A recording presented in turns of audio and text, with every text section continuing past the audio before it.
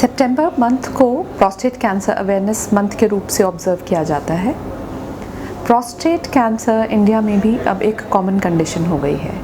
खासकर जो metropolitan cities हैं जैसे दिल्ली, एनसीआर, यहाँ पर प्रोस्टेट कैंसर की तादाद बढ़ रही है। प्रोस्टेट कैंसर ओवरऑल इंडिया में लगभग 28,000 नए केसेस देखे जाते हैं। On an average 9 to 11 cases पर 100,000 इंसिडेंस रेट है प्रोस्टेट कैंसर का हमारी कंट्री में।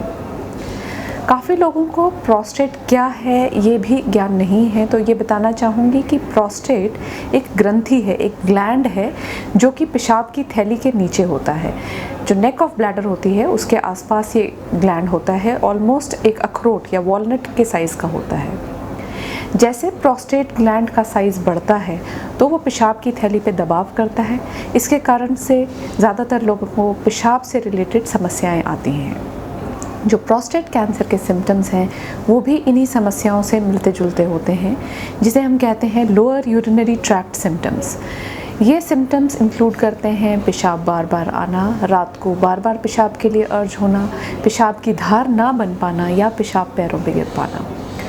यही सिम्टम्स कई बार बिनाइन प्रोस्टेट हाइपरप्लेजिया में भी होते हैं, जो कि एक नॉन कैंसरस कंडीशन है। तो इट इज़ इम्पॉर्टेंट कि हम डिफ्रेंशिएट कर पाएँ कि ये जो सिम्टम्स हैं ये किस बीमारी के हैं।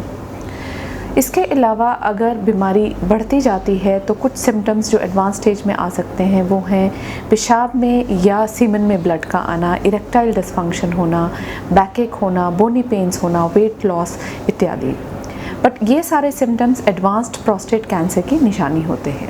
तो इम्पॉर्टेंट है कि बीमारी को उसी टाइम पकड़ा जाए जब वो क्योरेबल हो। एडवांस स्टेज में जैसे ट्यूमर्स जाते हैं उनके क्योर रेट्स कम हो जाते हैं। इसीलिए आपको अवगत होना चाहिए कि क्या सिम्टम्स हैं और कौन से वो रिस्क फैक्टर्स हैं जिनको हमें माइंड में रखना है अगर हम प्रोस्टेट कैंसर के बारे में सोच रहे हैं। तो प्रोस्टेट कैंसर ज़्यादातर 50 साल से ऊपर की आयु के लोगों को होता है।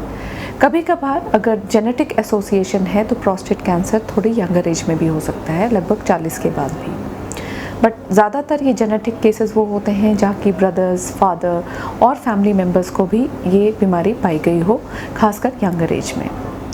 Other risk factors include sedentary lifestyle, पेट का मोटापा, चर्बी, ये प्रोस्टेट कैंसर को बढ़ोतरी देते हैं।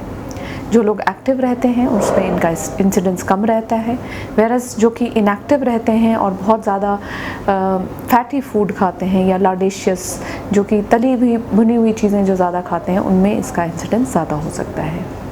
टमाटो जो है it is known to be protective against prostate cancer. Tomato में एक इंग्रेडिएंट होता है जिसको हम कहते हैं लाइकोपीन, ये प्रोस्टेट कैंसर से बचाव में हेल्प करता है। तो कोई भी व्यक्ति जो 50 साल से ऊपर की आयु का है और उसको पेशाब से रिलेटेड सिम्टम्स अगर हैं तो उसे अपना प्रोस्टेट ग्लैंड का इवैल्यूएशन ज़रूर कराना चाहिए, यह रूल आउट करने के लिए कि कहीं उसमें कैंसर तो नहीं उत्पन्न हो रहा है। Thank you so much.